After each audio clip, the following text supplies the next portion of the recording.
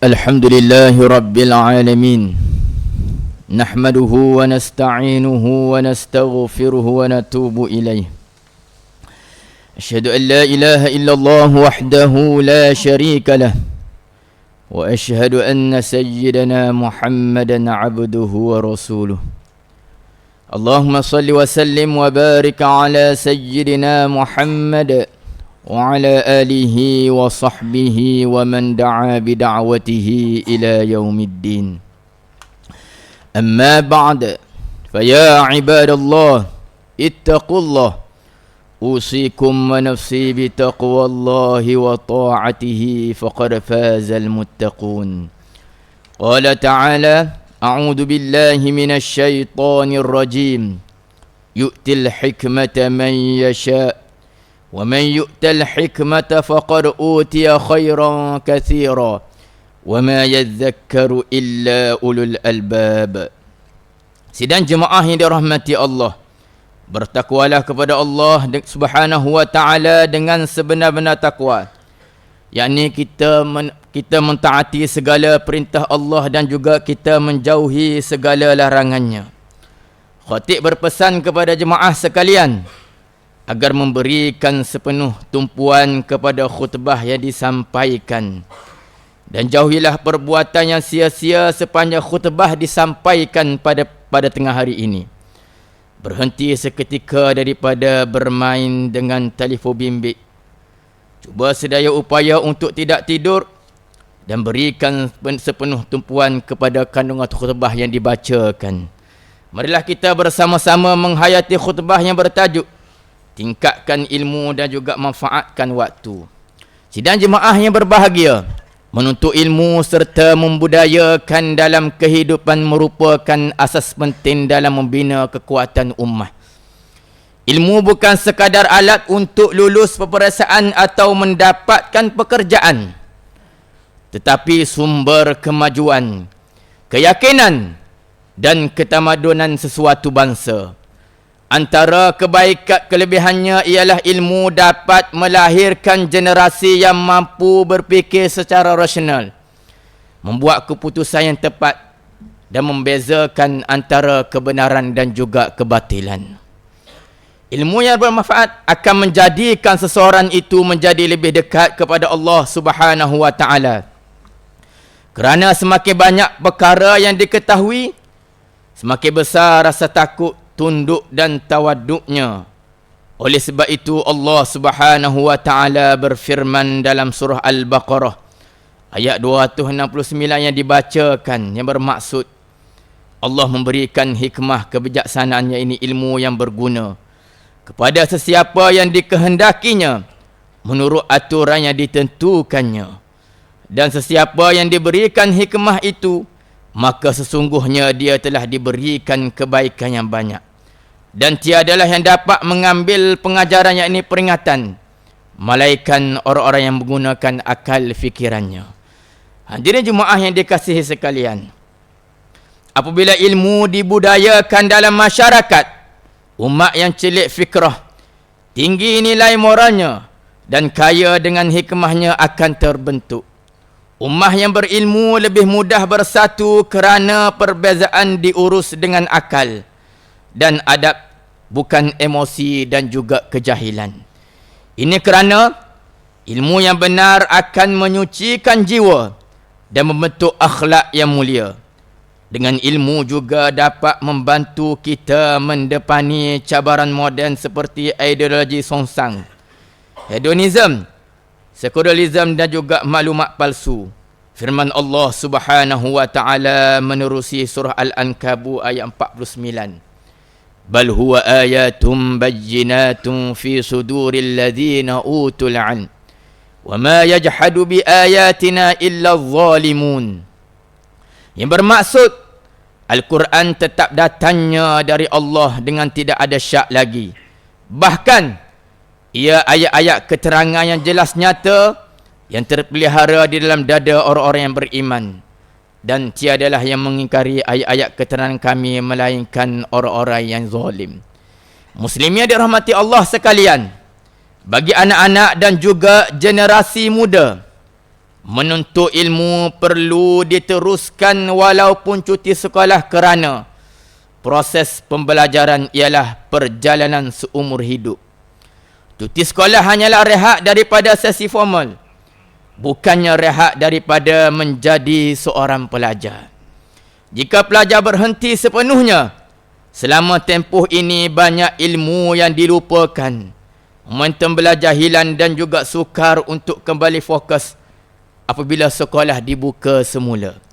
Mengulang kaji secara santai semasa cuti membantu mengekalkan ingatan, menguatkan asas pelajaran dan menjadikan pelajar lebih bersedia untuk memasuki sesi yang lebih baharu. Imam Bukhari meriwayatkan daripada Ibnu Abbas radhiyallahu anhu bahawa Rasulullah sallallahu alaihi wasallam bersabda, "Ni'matani maghbunun fihima katsirun minan nas, as-sihhatu wal faraghu." Yang bermaksud dua jenis nikmat yang kebanyakan manusia sering lalai padanya, iaitu nikmat sihat dan juga nikmat waktu lapang.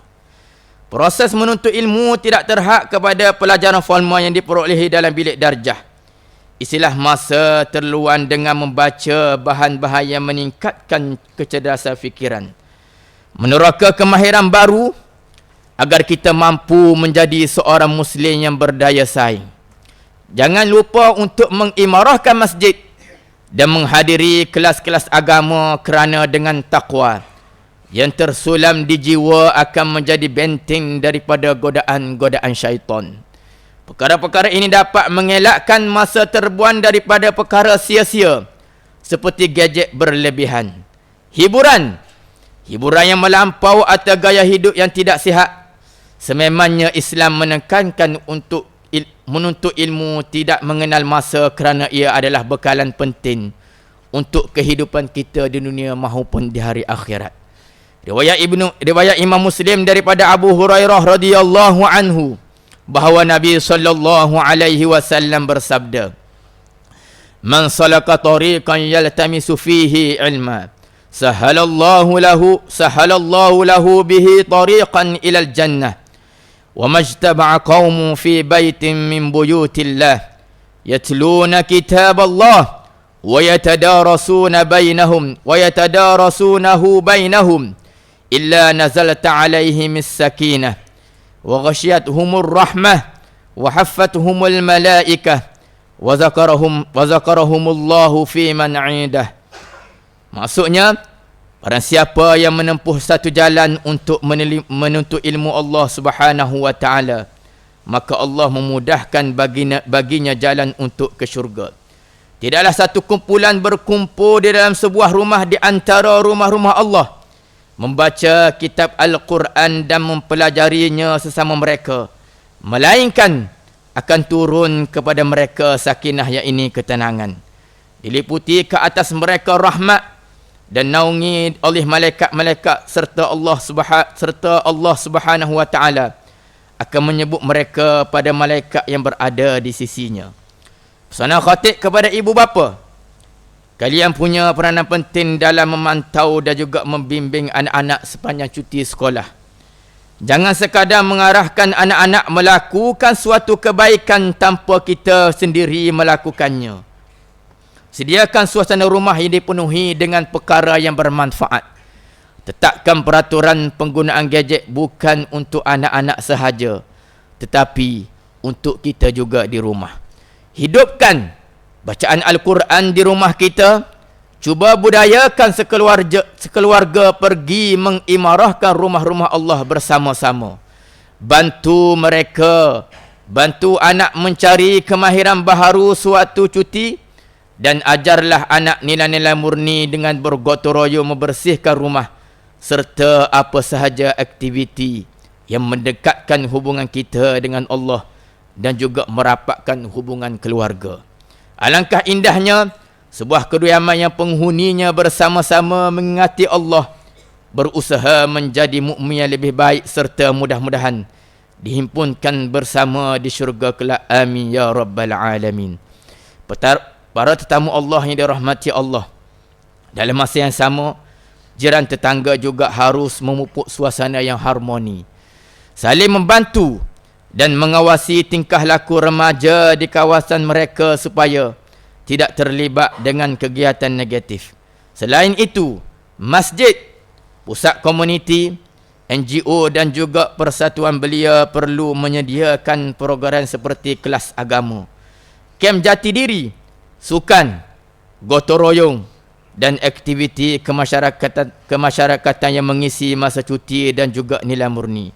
Cuti persekolahan merupakan waktu paling sesuai mengadakan aktiviti sedemikian. Kita jangan biarkan terluarnya waktu-waktu cuti menjadi ruang yang bagi gejala-gejala buruk berluasa. Masyarakat yang peduli akan mewujudkan ekosistem yang menyokong pembinaan akhlak dan juga motivasi pelajar. Barakallahu li wa lakum bil Qur'anil azim wa nafa'ini wa iyyakum bima fihi minal ayati wadh-dhikril hakim. وتقبل مني ومنكم تلاوته إنه هو السميع العليم. أقول قولي هذا وأستغفر الله العظيم لي ولكم ولسائر المسلمين والمسلمات والمؤمنين والمؤمنات الأحياء منهم والأموات فاستغفروه إنه هو الغفور الرحيم.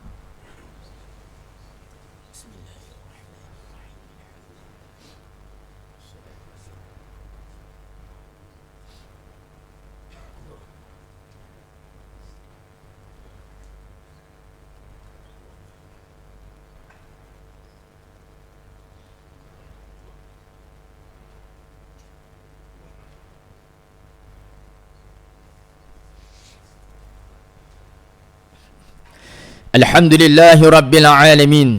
Wassalatu wassalamu ala sayyidina Muhammadin Nabiyil Amin wa ala alihi wa ashabihi wattabi'in wa man tabi'ahum bi ihsanin ila yaumiddin. Asyhadu an la ilaha illallah wahdahu la syarika lah wa asyhadu anna sayyidana Muhammadan abduhu wa rasuluh.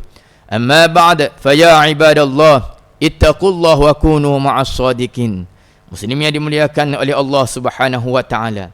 Kesimpulan yang dapat diambil daripada khutbah hari ini ialah yang pertama, kita dituntut menimba ilmu kerana ilmu memberikan kesan yang besar dalam pembangunan ummah. Apabila ia menjadi budaya, ummah akan menjadi kuat berdaya saing dan mampu mempertahankan jati diri walaupun berdepan dengan cabaran global. Yang kedua, cuti bukan bermaksud proses pembelajaran terhenti. Jangan hanya mengekalkan prestasi akademik semata-mata, tetapi bina jati diri, disiplin dan kekuatan mental yang akan menjadikan mereka lebih cemerlang pada masa hadapan. Yang ketiga, masyarakat mempunyai peranan penting dalam membudayakan ilmu. Kita harus bersama menyediakan persekitaran yang menyokong pembelajaran berterusan kepada pelajar semasa musim cuti sekolah. Marilah sama-sama kita hayati firman Allah Subhanahu wa taala dalam surah Al-Kahfi ayat 65 hingga 66. Fawajada 'abdan min 'ibadina atainahu rahmatan min 'indina wa 'allamnahu min ladunna 'ilma. Qala lahu Musa hal attabi'uka ala an tu'allimani mimma 'ullimta rusyda. Yang bermaksud, lalu mereka dapati seorang daripada hamba-hamba kami yang telah kami kurniakan kepadanya rahmat dari kami, dan kami telah mengajarkannya sejenis ilmu daripada sisi kami. Nabi Musa berkata kepadanya, bolehkah aku mengikutmu dengan syarat engkau mengajarku dari apa yang telah engkau diajarkan oleh Allah kepadamu, yakni ilmu yang menjadi petunjuk bagiku. Wa'lamu anna Allah amarakum bis salati wat taslim ala nabiyyihil karim. Faqala Allah Ta'ala, inna Allah wa malaikatahu yusalluna ala nabi ya ayyuhalladzina amanu sallu alaihi wa sallimu taslima. Allahumma salli wa sallim ala sayyidina Muhammad wa ala alihi wa sahbihi ajma'in wa ala alihi wa sahbihi ajma'in salatan wa salaman daimain mutalazimain ila yaumiddin. Allahumma ighfir lil muslimina wal muslimat wal mu'minina wal mu'minat al ahya'i minhum wal amwat. Allahumma ayyid bidawamit tawfiq wal hidayah was-sihhati was-salamah. Malikana kebah duli yang maha mulia Sri Paduka Baginda yang di-Pertuan Agong Sultan Ibrahim. Wa kadzalika kebah duli yang maha mulia Sri Paduka Baginda Raja Permaisuri Agung Raja Zarih Sofiyah.